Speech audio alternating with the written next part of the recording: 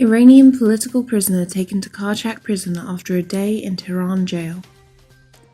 Security forces transferred Golrokh Ebrahimi Iraee to the notorious Qarchak Prison after she spent a day under interrogation in Vozara detention center in Tehran. On Monday, Ms. Iraee was taken back home where security agents ransacked her apartment, confiscating her personal belongings.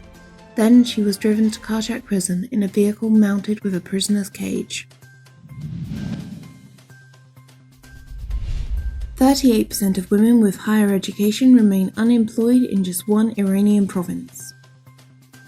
38% of women with higher education in Kurdistan are unemployed and looking for jobs. Speaking to the state-run Fars news agency, Leila Ajhir, Director General of Women and Family Affairs in Kurdistan, said 38% of women with higher education in Kurdistan province are unemployed. The mullah's regime announced in 2015 that the unemployment rate for educated women was 85.9%. Iranian president admits to dire economic situation. Iranian President Hassan Rouhani says Iran's economic situation has never been as difficult and complicated as it is today. Rouhani admitted that US sanctions on Iran's oil exports are making it difficult to run the affairs of the country.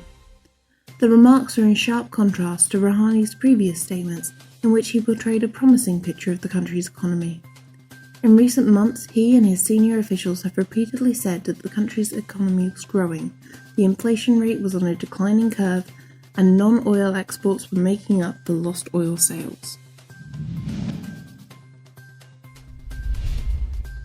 Singapore threatens to auction off Chinese tanker violating Iran sanctions. A court in Singapore has given the owner of a tanker carrying Iranian regime's liquid gas a week to either come forward or it would place the vessel under the hammer. In July, Singapore port authorities had seized 2 oil tankers owned by the Chinese Kunlan Shipping Company carrying Iranian petroleum products. The 2 ships were registered under the names Gas Infinity, recently renamed as Echo Star, and Gas Dragon, renamed as Nexo.